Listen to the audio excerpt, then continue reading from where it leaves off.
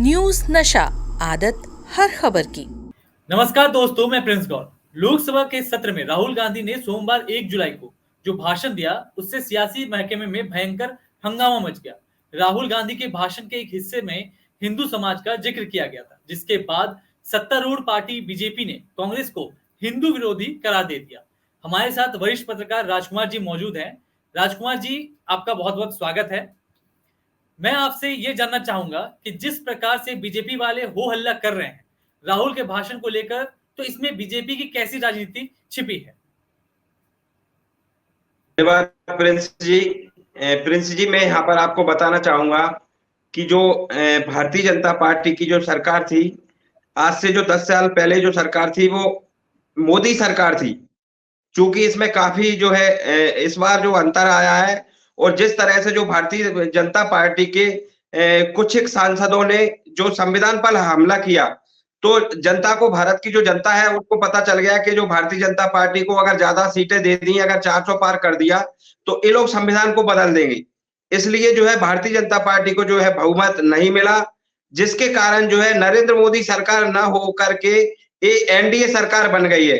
अब हम बात करेंगे यहाँ पर नरेंद्र मोदी जी की। तो नरेंद्र मोदी जी हैं, इन्होंने जो अभी तक जो सरकार चलाई है, पूर्ण बहुमत की सरकार चलाई है।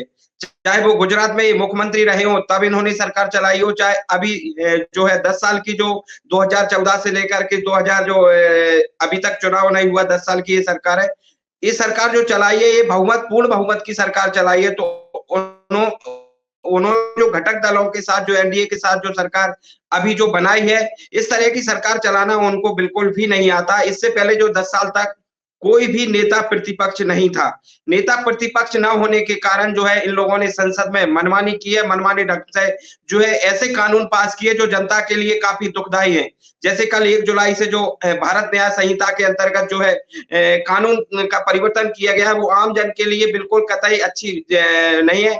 अग्निवीर योजना को देख लीजिए आप देख लीजिए, पिछले जो है लगभग 10 सालों में 70 बार पेपर लीक हुआ है। अभी हाल में ही देखो आप, नीट का जो पेपर है वो लीक हुआ है। तो किसी भी तरह से ये जिम्मेदारी से भागते हैं, जिम्मेदारी को लेना नहीं चाहते। अरे जब केंद्र सरकार में आप हो, आपके मंत्री हैं, तो जिम्मेदारी भी आपको लेना पड़ेगी। हमने पहले भी देखा है, आज से 2014 से पहले भी सरकारों को देखा है, अगर किसी भी तरह से इस तरह की कोई धांधली हो जाती थी पेपर लीक से, तो होता ही नहीं था पहले। इसके बाद भी कई सारे जो मामले होते, कई सारे मामले जब होते थे, तो जो है जो सरकारें हैं जिम्मेदारी लेकर के उस जो मंत्री रहता था उस विभाग का, उसको उसका इस्तीफा ले लेते थे। लेकिन आपने पिछले 10 साल में देखा कि किसी भी तरह से कोई मंत्री का इस्तीफा नहीं दे गया। वो जो महिला खिलाड़ी हैं, लगातार जो है उन्होंने दिल्ली में आंदोलन किया, इसके बावजूद भी जो सांसद थे उनके बेटे को टिकट दे दिया। तो ये भारतीय जनता पार्टी की सरकार है, असंवेदनशील जो सरकार है। कुल मिलाकर के ये सरकार जिम्मेदार सरकार नहीं है, ये कह सकते हैं हम। अभी हाल ही में देखा है कि जो नीट का पेपर हुआ है, नीट के पेपर में जो है किस तरह की धांधली हुई है, पेपर लीक हुआ है।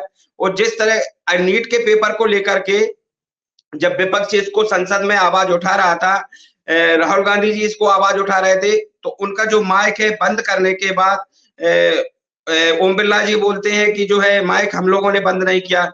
अरे जब आप लोकसभा के स्पीकर हैं, आप उसके सभापति हैं, तो आपकी बगैर मर्जी के जो माइक अगर बंद होता है, तो ये तो आप पर और बड़ा सवाल या निशान लगता है कि आप जो है सभापति होने के बावजूद भी जो है माइक को नहीं संभाल पा रहे हैं। लोग जो आपकी जो टीम वहां पे काम करती है वो सही ढंग से काम नहीं कर पा रही। तो आप एक तरह से आपने ये जो बयान दिया, ये गैर जिम्मेदार था। चूंकि इसी क्रम में मैं आगे बढ़ते हुए बता देना चाहता हूं कि जिस तरह से भारतीय जनता पार्टी ने जो है अयोध्या के नाम पर जो घोटाला किया है, चाहे वो जमीन का लेने में घोटाला हो, चाहे फिर वहां पर जो है सड़कें बनाई गई, तो अभी हम देख रहे हैं लबालब पानी से हो गई हैं। जो अयोध्या का मंदिर है, उस मंदिर में जो है छत से पानी आ रहा है। अरे जब आपने जो है भगवान राम से आप लोग इतनी आस्था रखते हैं, तो ठेकेदार भी ऐसा रख देते कि जो काफी अच्छी जो है उसको बनाता। मैं कुल मिलाकर के अगर देखा जाए तो भारतीय जनता पार्टी की सरकार जो है, चाहे भगवान राम हो, चाहे भगवान के नाम पर जो है, हिंदू के नाम पर, एजेंडे के नाम पर जो है सिर्फ ये लोग राजनीति करते हैं। राजनीति के अलावा इस तरह से इनकी कोई भी जनता के साथ किसी तरह की कोई सहानुभूति नहीं है, ना ही ये किसी तरह की जनता के साथ कोई सहानुभूति रखना चाहते हैं। अभी हमने देखा है वाराणसी में जो नरेंद्र मोदी जी लगभग 1.5 लाख वोटों से चुनाव जीते हैं, और वो भी कैसे जीते हैं, अगर आप वाराणसी में जाएंगे और वाराणसी के लोगों से जब बात करेंगे तो आपकी इसकी हकीकत का अंदाजा लग जाएगा कि वो चुनाव कैसे जीते हैं। अभी आज ही मैं देख रहा था कि जो नेता विपक्ष के अखिलेश जी ने कहा कि हम लोग 80 की 80 सीटें भी अगर जीत जाए तब भी हम नहीं चाहते कि जो है ईवीएम से चुनाव हो। तो कहीं ना कहीं पूरा विपक्ष जब ये चाहता है कि जो चुनाव पूरा हो बैलेट पेपर से हो जाना चाहिए, तो जब विपक्ष इस बात के लिए सहमत है तो इन लोगों को जो है बैलेट पेपर से चुनाव कराने में किस तरह की दिक्कत होती है। जो वो भी चाहते हैं कि बैलेट पेपर से हो, और अगर सत्ता भी चाहे कि बैलेट पेपर से हो, तो इसमें आमजन को, नागरिक को फायदा होगा। इस तरह का जो लोगों के मन में एक भ्रम पैदा होता है कि ईवीएम मशीन में गड़बड़ होती है, तो भ्रम पैदा हो जाएगा। तो कहीं ना कहीं सरकार को इस तरह का कानून जो है मान लेना चाहिए। अब मैं इस पे बात करूंगा कि नरेंद्र मोदी पिछले जो 10 साल से जब सरकार है उनकी, तो उनको 10 साल का जो उनका शासन है उसका हिसाब देना चाहिए कि हम लोगों ने 10 साल में क्या किया है। जबकि वे इसके विपरीत जाकर के जो है 50 साल इमरजेंसी की बात करते हैं और जिम्मेदारी से भाग खड़े होते हैं नरेंद्र मोदी जी। तो मैं ये बताना चाहूंगा कि जो सरकार है लगातार जो है जिम्मेदारी से भागती हुई सरकार है। आप देखें तो एक तरफ एक बात करती है कि मुजरा की बात करती है, भैंस खोलने की बात करती है और आपके मंगलसूत्र की बात करती है। दूसरी तरफ ये सरकार बोलती है कि मुसलमान आपका आरक्षण छीन लेंगे। वहीं उसके विपरीत जिनका ये जो एनडीए की सरकार है, इसमें जो घटक दल है टीडीपी वाले जो है वहां पर मुसलमानों के लिए आरक्षण दे रहे हैं।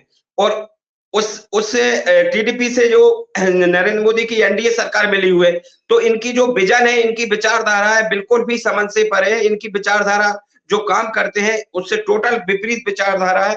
इसके बावजूद भी ये लोग सीधा सरकार बनाने के लिए जो है जनता को सिर्फ और सिर्फ गुमराह करने का काम करते हैं।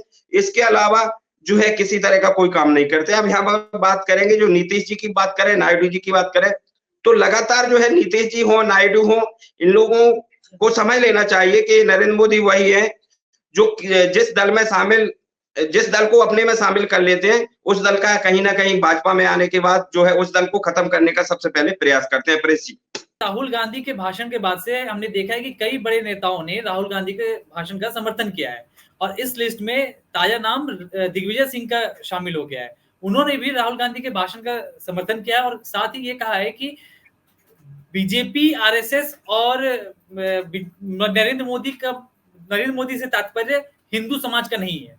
तो ये जो समर्थन मिल रहा है राहुल गांधी को, और जो पक्ष को घेरने की तैयारी चल रही है, बीजेपी को घेरने की तैयारी चल रही है, उसमें विपक्ष कितना मजबूत होता दिख रहा है आपको? देखिए प्रेस जी, जो भारतीय जनता पार्टी की जो सरकार है, जो 10 साल पहले जो सरकार थी, इस तरह का विपक्ष अब नहीं है। अब इस बार जो विपक्ष है बहुत मजबूत विपक्ष है, और मजबूत विपक्ष के साथ जिस तरह से हम अभी लगभग 6-7 दिन जो है लोकसभा को चलते हुए हो गया है, तो हमने देखा है कि राहुल गांधी ने काफी ताकत के साथ और मजबूती के साथ जो है आवाज उठाने का काम किया है। और कहीं ना कहीं जो है संविधान को बचाने के, मैं ले लो जातिगत जनगणना की बात करें, आरक्षण की बात करें, उसमें राहुल गांधी बढ़ चढ़ करके आगे भाग ले रहे हैं। इसलिए जो है संविधान को ले लीजिए, आप आरक्षण की बात लीजिए, तो कहीं ना कहीं जो 90% आवाम है वो ओबीसी, एससी, एसटी, अल्पसंख्यक जो रहता है, तो उसकी तरफ से जो है राहुल गांधी को विधानसभा के, जो लोकसभा के चुनाव है उनमें भी काफी हद तक सपोर्ट मिला है। और राहुल गांधी जी के साथ जो है सहानुभूति वो देश के 90% लोगों की है, क्योंकि राहुल गांधी पहले की अपेक्षा काफी सुधार हुआ है और लगातार वो है देश के जो मुद्दे हैं वो उठाने लगे हैं। चूंकि उन्होंने जो यात्रा निकाली, उस यात्रा से उन्होंने जो धरातल पर जो अनुभव प्राप्त किया है, उस अनुभव के आधार पर जो है जो संसद में जो देश की जो मूलभूत सुविधाएं हैं, मूलभूत आवाज है, मूल निवासी लोग हैं, उनकी आवाज को राहुल गांधी संसद में उठाने लगे। इस वजह से जो है कहीं ना कहीं पूरा देश में राहुल गांधी जी के प्रति सहानुभूति है। और कहीं ना कहीं जो मजबूत विपक्ष है, मजबूत विपक्ष लगातार सरकार के लिए जो है रोड़े अटकाएगा। और अब ऐसा नहीं होगा कि ओम बिरला जी ने लगभग 100 सांसदों को जो निष्कासित कर दिया था, ऐसा बिल्कुल भी नहीं होगा, क्योंकि काफी मजबूत है। आज अखिलेश जी हो, राहुल गांधी जी हो, लगातार जो है विपक्ष की जो है आवाज पूरी मजबूती के साथ प्रिंस जी उठा रहे हैं संसद। जी, वाकई ये तो देखने लायक है। और ऊपर से जब से राहुल गांधी ने एलओपी का पद संभाला है उसके बाद से राहुल गांधी के तेवर में एक अलग ही बदलाव देखने को मिल रहा है और वो काफी मजबूती से अपनी बातों को संसद में रख रहे हैं। अभी के लिए तो फिलहाल यहीं पर हम अपना कार्यक्रम समाप्त करेंगे। आपसे आगे भी चर्चा चलती रहेगी। बहुत बहुत धन्यवाद आप। और आप हमसे जुड़े रहने के लिए सब्सक्राइब करें YouTube पर, फॉलो करें Twitter पर और लाइक करें Facebook पर। और ज्यादा जानकारी के लिए आपको टाइप करना होगा सिर्फ न्यूज़ नशा।